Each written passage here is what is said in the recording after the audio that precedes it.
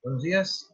Este es el video número 2 de la clase de Derecho Agrario del día domingo 10 de enero de 2021. Vamos a dar continuidad a la clase donde nos quedamos del video anterior. Estamos viendo lo que fueron las relaciones del derecho agrario con otras ciencias y además con otras ramas del derecho. Veíamos cuáles son las relaciones con el derecho civil, con el derecho fiscal, con el derecho laboral y el derecho penal, cuando tocamos incluso como ejemplo la cuestión de los delitos que se pueden cometer, la cuestión de tierras. Bueno, a continuación vamos a analizar, hacer un recordatorio antes de entrar a estas fases históricas, las fuentes del derecho. Ustedes vieron desde la materia de introducción al estudio del derecho, ¿qué son las fuentes del derecho? Son aquellos medios y formas por los cuales se establecen las normas jurídicas, las cuales varían en el tiempo y en el espacio, y según la etapa del derecho de cada pueblo. Estas son de dónde nace el derecho, de dónde viene, sobre todo, la norma jurídica. Vimos que hay tres tipos de fuentes, que son las históricas, que son todos aquellos documentos, papeles relacionados con la cuestión jurídica sobre algún tema. Tenemos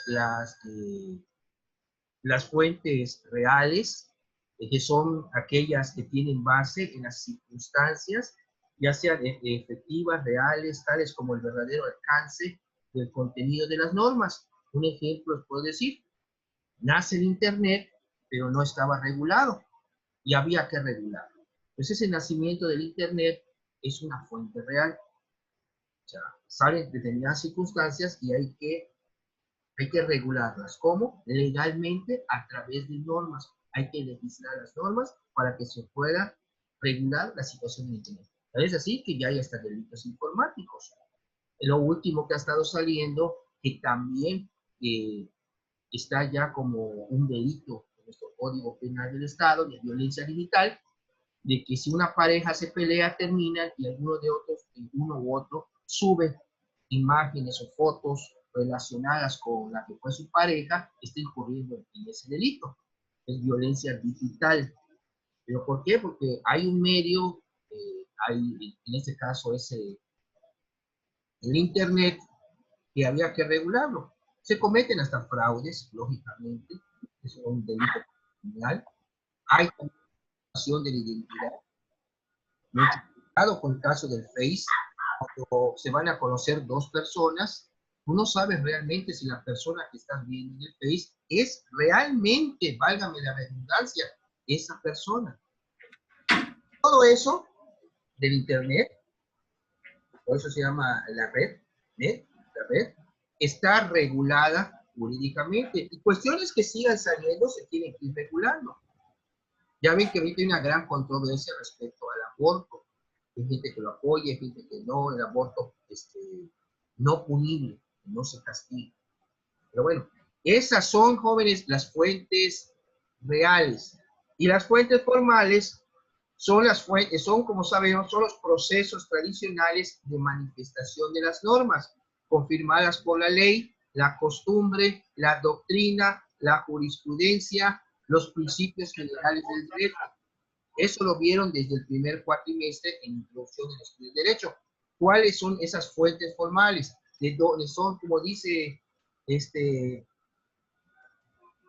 las fuentes formales, como sabemos, son los procesos tradicionales. O sea, tenemos, como les decía, la ley, la costumbre, la doctrina, la jurisprudencia y los principios generales del derecho. Todas estas fuentes también se aplican de fuentes del derecho agrario.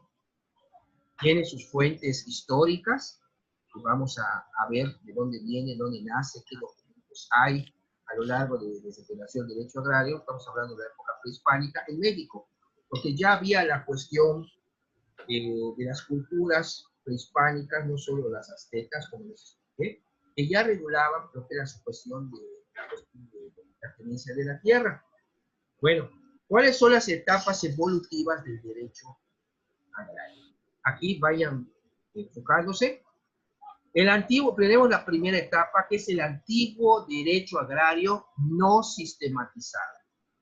Contempla los antecedentes de tenencia de la tierra que existían en Mesoamérica antes de la llegada de los españoles y aquellos que prevalecían en la península ibérica durante la época del descubrimiento y conquista del Nuevo Mundo.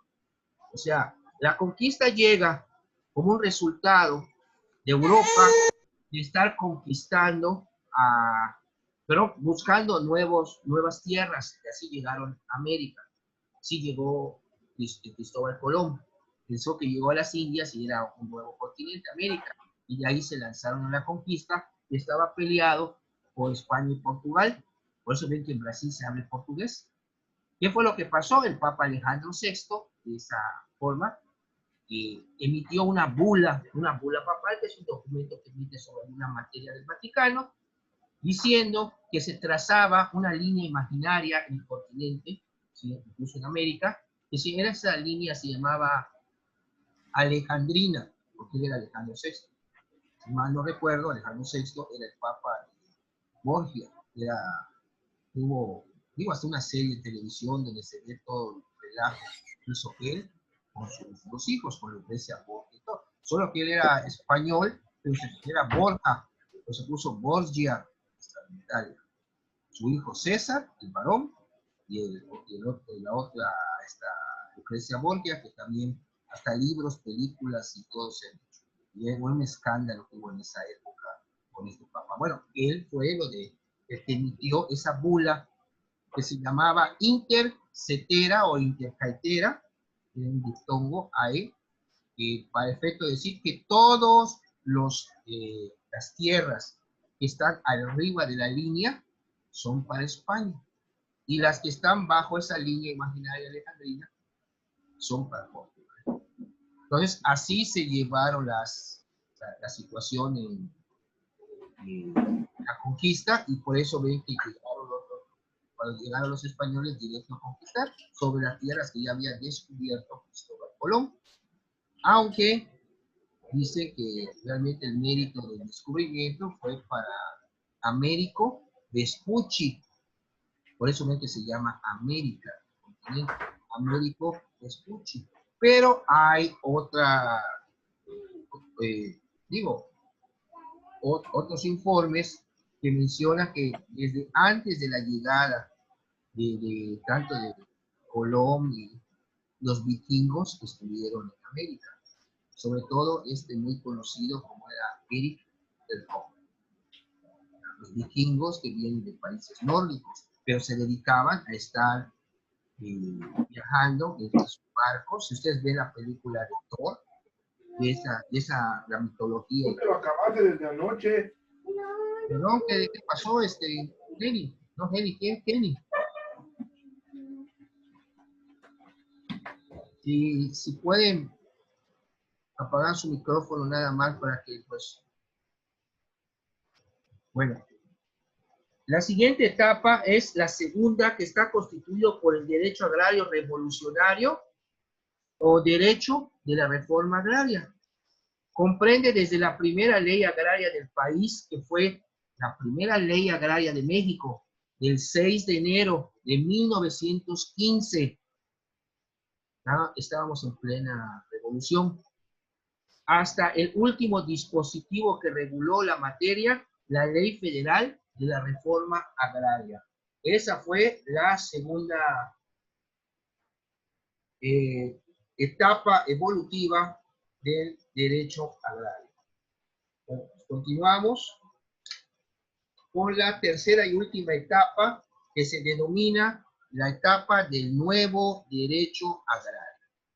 Constituye una reorientación en la materia, acaso muy significativa, como la acaecida en el Constituyente de 1917, con la reforma al artículo 27 constitucional del 6 de enero de 1992, No pierdan de vista esa reforma constitucional en la época de Salinas, del 6 de enero de 1992, porque es la que vamos a estar mencionando a lo largo de las clases del módulo de esta materia.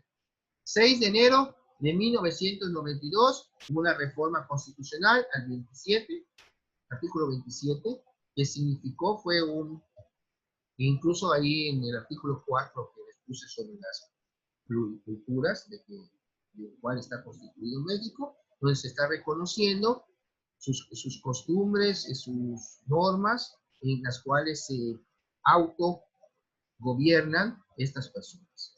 Y esto, fíjense, pasó y acuérdense que en el 94, empezando en el 94, hubo el levantamiento armado de Chiapas. Después, a los 3 meses, la muerte de Luis Donaldo Colosio, candidato a la presidencia de la República por el Partido Revolucionario Institucional, y todo el escándalo que en esto derivó. Y así el escándalo, incluso vino la sucesión presidencial con Cedillo, y siguió esa sombra afectando al país en la cuestión tanto económica, de seguridad. ¿Qué originó esto? Ya vamos a hablar del 2000, pues entrar a lo que era la oposición, el Partido Acción Nacional, y el candidato Vicente Fox Quesada ganara la presidencia de la República. Pero bueno, ya vieron que hasta en el PAN tuvo sus problemillas, y regresó el PRI. Después del PRI, vieron que las cosas no cambiaban, y ahora está Morena. Bueno, no es propiamente un partido, por lo que se comenta, es un movimiento regeneracional. Bueno, el antiguo derecho agrario, por un lado encontramos los antecedentes de la propiedad española en vísperas de la conquista y lo que sucedió después de la misma. En la península ibérica, o sea, ahí en España, se encontraba en proceso de recuperación después de 8 siglos, o sea, 800 años, de dominio árabe en España.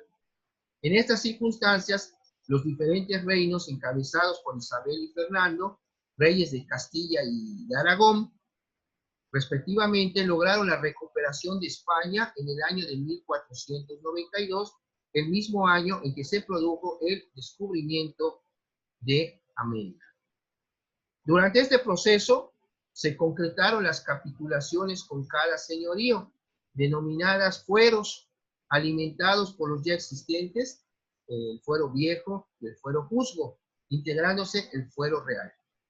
Como elemento fundamental de estos fueros, encontramos la propiedad de las tierras, respetándose tanto el sistema feudal como la propiedad de los vasallos, siempre a salvo de la injerencia de la corona española. Mediante estos pactos, tanto de los señores feudales como los simples pobladores que se comprometían a contribuir pecuniariamente y apoyar personalmente la reconquista de España, a cambio de la recuperación de sus tierras y de la fidelidad mutua. En esa época del pensamiento español sobre la apropiación, oigan la palabra apropiación de tierras, se fundaba tanto en el respeto a la titularidad de esta territorialidad como en el concepto de la conquista y reconquista. Dualidad que generaría posteriormente innumerables conflictos. En las bulas alejandrinas, que les mencionaba del Papa, las bulas, especie de títulos otorgados sobre las tierras de la Nueva España, se basaron las teorías más diversas para justificar la apropiación de aquellas. Mientras tanto, en el México prehispánico, estamos ya entrando a nuestro país, el régimen de la propiedad y tenencia de la tierra está organizado con base en el sistema de apropiación comunal. Estaba basado en el sistema de apropiación comunal, es decir, la titularidad, salvo excepciones, correspondía a las comunidades. La conquista española no eliminó este sistema, sino que la corona española lo sostuvo para proteger a las comunidades indígenas como una forma de preservar su organización. Además, para evitar que se convirtieran en una carga, les otorgó la corona a los pueblos estos de los aztecas, cierta autosuficiencia. Bueno, ¿cuáles son los antecedentes históricos en la etapa precolonial? Como antecedente inmediato a la conquista encontramos la estructura de tenencia de la tierra existente en los pueblos que conformaban lo que era la Triple Alianza.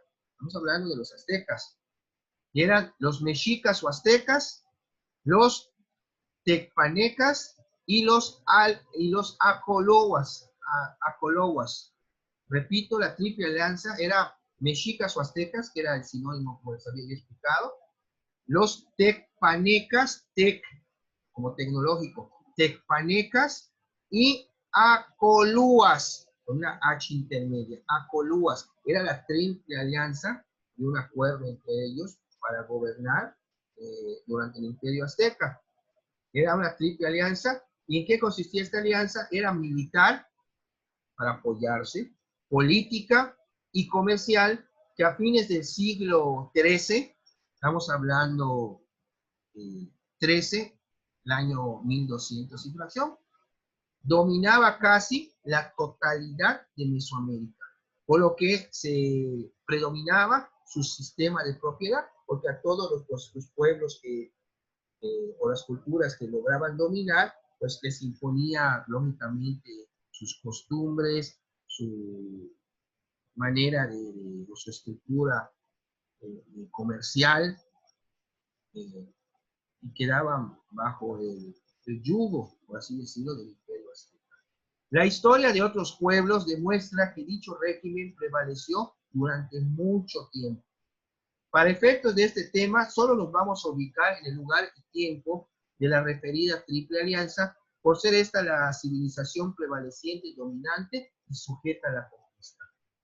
A la llegada de los conquistadores a la Anáhuac, o sea, al Valle de México, Anáhuac, la propiedad de las tierras pertenecía al rey, se le llamaba Tlatoani, al rey azteca, Tlatoani, quien iba agregando a sus dominios las tierras de los pueblos vencidos en las guerras que constantemente sostenía la Triple Alianza. Repito, Tenochtitlan, Texcoco y Tlacopa.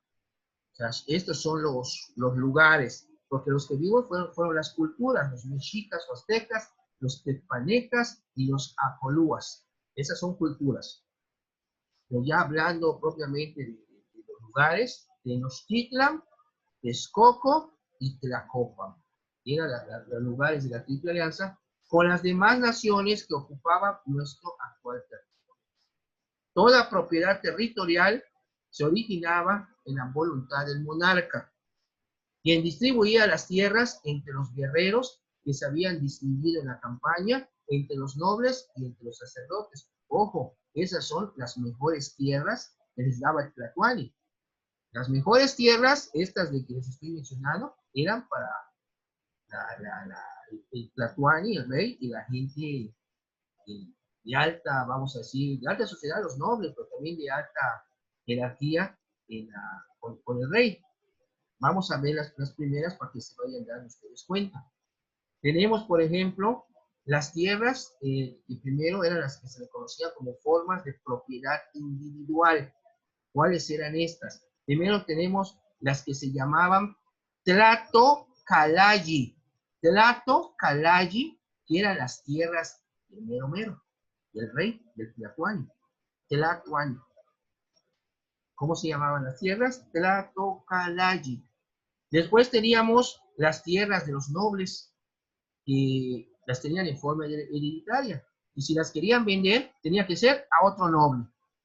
No podía ser de que se las vendieran a cualquier otra persona, porque ese era el rango o el estatus que conservaban esas tierras, que se llamaban Pillaji. Pillaji. Eran las tierras de los nobles. En tercer lugar, tenemos las tierras para la guerra. Había unas tierras con las que los productos que se obtenían de su explotación servían para los gastos de la guerra. La titularidad de estas tierras se adjudicaba a los integrantes de las castas sociales de alto nivel. Por ello, estaban consagradas al sostenimiento de los servicios militares. ¿Cómo se llamaban estas tierras? Mito, M-I-T-L, Mito Chimayi, Mit Chimayi, ¿lo quieren ver así? Mit Chimayi eran las tierras de los guerreros, las tierras que se explotaban y el producto estaba destinado para el sostenimiento de los gastos de la guerra entre los aztecas. Después vamos a ver ahora las formas de propiedad comunal. Tenemos primero lo que era el calpuyayi. Calpuyayi. Te voy a decir tipo capullo, con esto pues calpuyayi. Tierras de los barrios. La sociedad se basaba en los calpuyis o en los barrios. Estas organizaciones detentaban la posesión de cierta superficie de la tierra, denominada calpuyayi, que estaba asignada para su explotación y por ende para la subsistencia de cada familia, la cual tenía la obligación de cultivarla y mantenerla, y en caso de abandonarla, la podían perder. Tenían que estar trabajando un mínimo de 3 años también, si no la trabajaban, pues la estás abandonando en cuanto a su producción, también se podía perder. Se llamaba calpuyayi, era tierra de los barrios. Ahora, ¿cuáles son las tierras de la ciudad? ¿Cuáles eran? Porque también ahí pues, había lo que era la ciudad. Teníamos la tierra de los dioses, que se destinaban al sostenimiento de los gastos del culto religioso y del templo. O sea, las tierras que están dedicadas a la cuestión religiosa de los aztecas, que se llamaba Teotlalpan. Teotlalpan, ¿cuál es el de Teo? Es Dios, Teosteu, Dios. Y Teopantlayi. Teopantlayi. Eran las tierras dedicadas al culto religioso. Después tenemos las tierras del pueblo, conocidas como Altepetlayi. Altepetlayi, que son las tierras del pueblo. Seguidamente tenemos el Tlatocatlayi, Tlatocatlayi o Tlatocamilli, que eran las tierras de la ciudad destinadas a sufragar los gastos del palacio. Los gastos del palacio. Pero había otras tierras para sostener los gastos de los que trabajaban en el palacio, que eran el Tecpantlayi. Así se llamaban estas tierras, Tec como tecnológico, Tecpantlayi, para sostener los gastos de las personas que trabajaban en el palacio. Después tenemos otras tierras, los jueces también tenían sus tierras, tierritas, y son el Tecutlatoque. Repito, Tecutlatoque, eran las tierras de los jueces. Tecu, con esa H al final, Tlatoque, era la tierra de los jueces. Seguidamente teníamos las tierras que se obtenían como botín de guerra, que se les conocía como Yautlayi. Yautlayi se apropiaban de las tierras y las incorporaban al sistema de tierras del Imperio Azteca. Los nobles y los guerreros, así como los sacerdotes, estaban exentos de pagar tributos. Eran los únicos que tenían la propiedad privada. Las tierras denominadas Altepetlayi eran de uso común y sus productos se destinaban a cubrir los gastos públicos de los poblados y al pago del tributo correspondiente. Las tierras del Calpulli, eran de los barrios, acuérdense, pertenecían en propiedad a los barrios, pero su disfrute correspondía a las familias que habitaban en el barrio respectivo. Dichas familias perdían tal derecho si dejaban de cultivar la tierra 3 años consecutivos o si se mudaban de barrio o de pueblo. Las superficies que integraban el Michimayi se daban en alquiler o eran cultivadas en común por el pueblo y sus productos eran dedicados a satisfacer los gastos que demandaban las campañas guerreras, como anteriormente vimos, este tipo de tierras destinadas a los gastos. Después tenemos los que componían el denominado Teotlalpan. Teo, cuando ustedes dicen Teo, estamos hablando de Dios, del culto religioso. eran explotadas en condiciones semejantes a las que acaban de citarse, pero el producto se aplicaba al sostenimiento del culto a los dioses. Ya ven que la cultura azteca era politeísta. Y no dejan de aparecer, si se dan cuenta, del centro histórico de la Ciudad de México. Sí, así como apareció Coatlicue, en el Templo Mayor, ya apareció un Zopantli, Zopantli, donde están los cráneos de todas las personas que yo quiero pensar que son esclavos de guerra, los decapitaban y ahí los colgaban, hasta que se podían, porque yo quiero pensar que no les arrancaba lo que es la piel para poner los cráneos, como dicen, pelones. Ese Zopantle es como cuando van a, este, cuando van a comer alguna brocheta que tiene varias cosas, imagínense una de cráneos. Y eso lo ponían en la plaza, lo encontraron en el centro histórico, cerca del Zócalo. Porque acuérdense que cuando llega Cortés, en esa parte donde estaba el Moctezuma, prácticamente sobre Tenochtitlán construyeron los españoles sus viviendas, vamos a decir. Tal es así, fíjense, si ustedes han ido a la Catedral de México, que se está hundiendo, porque acuérdense que, como les dije en la introducción, Tenochtitlan era una tierra rodeada del lago de Texcoco.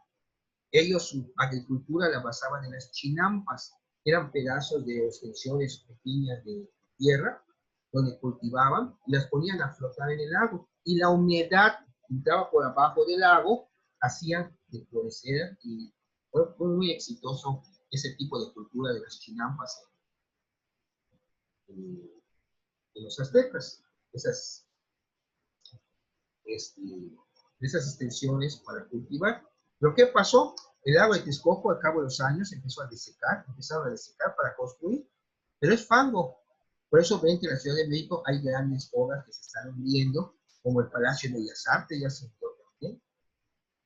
La catedral entra y hay como una especie como de compás, o no compás, ¿cómo se llama? Como de peso, como un peso, una cosa metálica para equilibrar el hundimiento. Ahí les decía, pero si ustedes salen al atrio, van a ver en el piso unos cristales transparentes y se asoman y van a ver las escalinatas de una obra azteca que estaba ahí. O sea, el templo mayor a 2 cuadras, también ya lo descubrieron, lo están abriendo, porque prácticamente construyeron encima. Y ven ustedes el color de los escalones, el color de jade, y es una cuestión a los que, bueno, a ustedes les gusta la historia, que te remonta, digo, cómo era la situación. Estás viendo abajo de la catedral restos de una obra azteca, pues existe el templo mayor, Coatlicue, o sea, fíjense la grandeza del imperio. Por eso, el 12 de octubre, que es Día de la Raza, pues no muchos están contentos ni con Colón, ni con Hernán Cortés. Es más, Hernán Cortés cuando muere, para evitar que sus restos se pudieran perder, porque hubo un movimiento en contra de que fue la conquista, no me acuerdo en el momento del año. Entonces, un historiador, Lucas Alamán, agarró los restos de Cortés y los guardó, pero mediante un acta, fíjense, hasta pensó en la cuestión jurídica, un acta donde se guardaban los restos y todo, porque capaz que los pobres huesos iban a estar desaparecidos. Y es por eso que hasta la presente fecha se conservan los restos de Hernán Cortés en un templo. Pero fue gracias a Lucas Alamán. Cuando se acercaba el 12 de octubre, acuérdense que creo que baja la estatua de Colón, porque sepa qué es lo que iban a hacer. Con el pretexto de que le iban a darle mantenimiento. No. Es una época también de que Diana la Cazadora está también en la, ¿cómo se llama? En Avenida Reforma, en la Ciudad de México. Fue un escándalo cuando develaron la estatua en la glorieta porque estaba desnuda. Digo, la que haya, tuvo que haber alguna modelo para que sí se sabe que era modelo, tiene que era, no sé, un político de esa fecha. Un escándalo, llegaron al grado hasta modo de burla, de alguien subió y, y le puso ropa, la vistió. Como pasa, les recomiendo que vean, por ejemplo, la película de Los Caifanes, donde sale el hijo de María Félix, Rico Álvarez Félix, este señor Cruz y Sergio Jiménez, que ya murió también. Cruz no muerto. Yulisa, y ellos en su relajo de jóvenes y de grandes borracheras, suben a uno de ellos, se sube a la, y le pone ropa de mujer para taparla. Son Los Caifanes, una película mexicana de ahí de 1950-60. A colores. Ese es del 60 porque yo estaba con colores. Bueno, ¿hay alguna pregunta hasta acá, jóvenes, respecto a las tierras de los aztecas? Porque ya en la próxima clase ya empezamos a hablar de que ya llegaron los españoles y ya se agenciaron, o se apropiaron de las mejores tierras y vamos a ver cómo era el sistema de las tierras durante la conquista. Pero si hablamos durante la conquista, les voy a decir, bueno, cómo se repartieron las tierras entre los españoles y vamos a abarcar también lo que es la independencia. Porque si se dan cuenta, si hablamos de la conquista y la época colonial termina hasta que México es independiente en septiembre de 1821. La guerra de independencia tardó 11 años. A continuación, en su síntesis que tienen en plataforma, tienen la ley agraria, pero tienen también ya impreso en la síntesis los primeros 40 artículos. Si van a estudiar la síntesis, pueden leer la síntesis y ahí se siguen a los 40 primeros artículos de la ley agraria, muy interesantes. Miren, son 200 artículos los que conforman la ley agraria. Y esta ley agraria es la que nos rige en la actualidad. Es la ley agraria del 26 de febrero de 1992. Estamos ubicándonos en la época donde hubo la reforma al artículo 27 constitucional de la época de Salinas, así como al artículo 4 que vimos en esta clase. Bueno, en la ley agraria vamos a ver en los primeros 40 artículos el desarrollo y fomento agropecuarios. Entonces, esta terminología donde qué papel desempeña el Ejecutivo Federal en la cuestión agraria. En el título tercero, que empieza el artículo 9, de los ejidos y comunidades. ¿Qué es un ejido? ¿Qué es una comunidad agraria? En su misma síntesis, antes de iniciar la lectura de estos 40 artículos de que van a ser, ya les puse los primeros conceptos, son 3 básicos para que se empiecen a empapar y a acostumbrar o a familiarizar con estos conceptos de derecho agrario. El primero, ejido. ¿Qué es un ejido? Ejido tiene 2 connotaciones. En la primera es considerado como el núcleo de población o persona moral con personalidad jurídica y patrimonio propios. Esa es la primera connotación de la palabra ejido. Pero también tenemos una segunda connotación que se refiere a las tierras sujetas a un régimen especial de propiedad social en la tenencia de la tierra. Constitucionalmente se reconoce dicha personalidad y se protege de manera especial su patrimonio. Por eso hay una ley agraria. Está la Constitución y aparte está la ley agraria y es necesario que ustedes estudiar. Vamos a ir viendo 40 artículos por clase. Si son 5 clases, podríamos terminar la ley agraria. Pero sí quiero irme enfocando. Obviamente no se va a aprender de pe a pa todo, sino sí necesito que sepan qué es cada cosa. Por ejemplo, ya habíamos visto la cuestión de lo del ejido. Tenemos también que es una parcela. La parcela ejidal, ¿qué es una parcela? Es una superficie que está asignada por la asamblea de los integrantes de un ejido o comunidad. Es un acto a partir del cual corresponde a los ejidatarios o a los comuneros el uso y disfrute en términos de la ley agraria, la parcela. Nos estamos viendo que es una superficie de tierra asignada a los integrantes de un ejido, o sea, a los ejidatarios o a una comunidad. Y también tenemos lo que es el término parcela escolar. ¿Qué es una parcela escolar?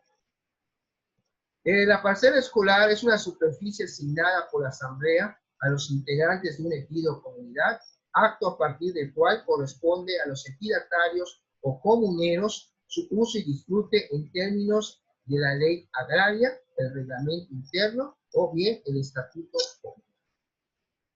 Bien, jóvenes, en un momentito les voy a pedir, se debe de cortar, pero todavía queda un tiempo más que podemos aprovechar. Nos volvemos a conectar en 10 minutos y para cerrar con la clase, que será unos 10 minutos más. Nos quedan 4 minutos, pero corta. Esperamos 10 minutos, serán como 20 para las 11. Nos volvemos a conectar hasta para acabar la hora de la sesión. Tendríamos prácticamente para esta clase 3 videos. Lo que pasa que el primer video se convirtió, bueno, la primera grabación se convirtió rápido. Entonces vamos a hacerlo así. Nos volvemos a conectar por esta tercera vez, ahora que salgamos, que se acabe el término, para que yo ya les explique de estos 40 artículos, los primeros 40 artículos de la ley agraria del 26 de febrero de 1992, los aspectos básicos. Ya vimos ahorita lo que es ejido y lo que es parcela ejidal. ¿Y qué es la parcela escolar? Es la superficie asignada por la asamblea a la escuela del poblado destinada a la divulgación, investigación, enseñanza y prácticas agrícolas, que permiten un uso eficiente y racional de los bienes que hay en el ejido y en la comunidad. El reglamento interno o el estatuto comunal establecerá la normatividad para el funcionamiento de la parcela escolar. Goza de la misma protección que las tierras del asentamiento humano, con las características de inalienable, imprescriptible e inembargable. Lo que es la parcela escolar es también una superficie de terreno que se le asigna por la asamblea a la escuela del poblado. Por eso ahorita hablan ustedes, asamblea.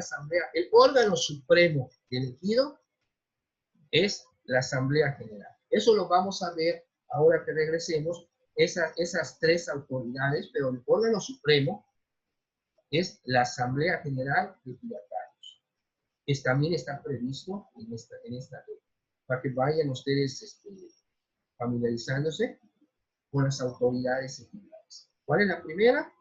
Y la suprema, la asamblea general. Después vamos a tener al comisariado y de último al consejo de vigilancia. Por eso es muy importante que veamos estas autoridades, porque a veces hay personas que quieren hacer un trámite, oye, ¿por qué me dirijo? Y tengan ustedes ya conocimiento quién es cada autoridad en esta materia.